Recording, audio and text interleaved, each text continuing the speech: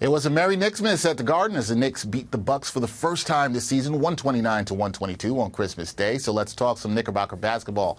We're going to do it with New York Post beat writer Stefan Bondy, who joins me now. Steph, how's it going? Happy holidays, Merry Christmas. How you doing? Good, man. Merry Christmas to you, too. Thank you, too, man. Now, Steph, coming into this one, the Knicks, they were 0-3 against Milwaukee this season, and the Bucks had won 5 straight at the Garden. Was this the Knicks' best win of the season, and what went right for the Knicks on Christmas Day?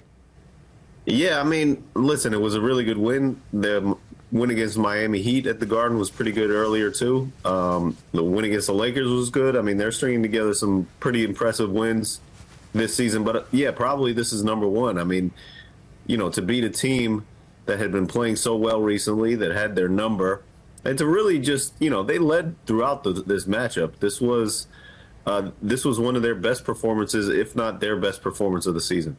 Yeah, it's hard to not see it that way, beating a team that you were 0-3 coming into this game and finally getting a win. Jalen Brunson was big in this one. Steph, another big game in a big-time spot, knowing the Knicks needed a win against a contender in the East. We're 29 games into the season. In your eyes, is Brunson a lock to be named All-Star this season? Now, lock is strong. I mean, I would pick him to be an All-Star, but considering how stacked the Eastern Conference is, you know, you're going to have to look at a guy like who he played today. Dame Lillard will get consideration. Donovan Mitchell will get consideration. Tyrese Maxey, Tyrese Halliburton. So there are a lot of guards in the East. But for me, when you go through the 12-man All-Star roster of the East, Jalen Brunson has to be a part of it. I wouldn't call him a lock, though.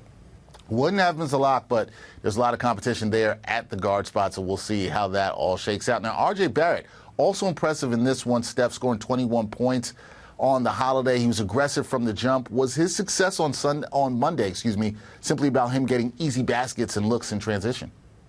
Yeah, I think that was a part of it. He also took 5 3-pointers and hit 2 of them.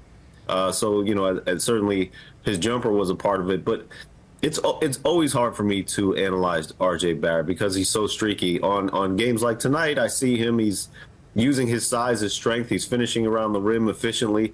Other nights, he just doesn't have that in him. And it's, you know, I get it. A lot of players are streaky. Emmanuel quickly is streaky. But, you know, with R.J. Barrett, what he needs to do is consistently put these kind of efforts together.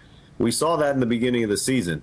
And then he had the migraine issue and the knee issues that kind of derailed him.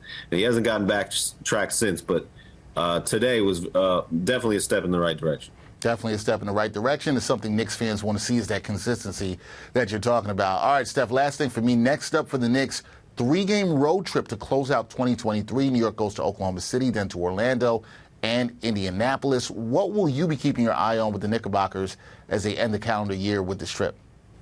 Those are tough matchups, and you wouldn't have thought about that those were going to be that tough before the season started. But OKC is really taking a step forward there. With Shai Gilgeous-Alexander and Chet Holmgren, and then Orlando's put together a pretty good season. You know, and then Indiana, we saw them in the in-season tournament final. Tyrese Halliburton has taken that step forward.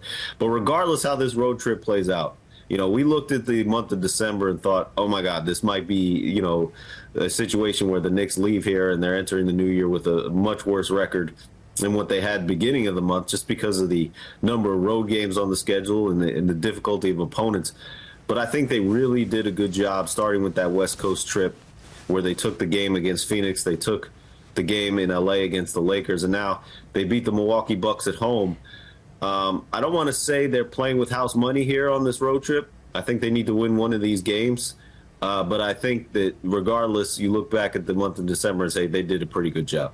Yeah, it's been a pretty solid month of December. Knicks will try to close out the year strong. As I said, 3 games on the road. Stefan Bondy, New York Post Knicks beat reporter, will have you all covered on the Knicks as they go towards the end of this month of December. Steph, always good talking to you. Merry Christmas once again. Happy holidays. Happy New Year if I don't talk to you before then. And thank you for the time.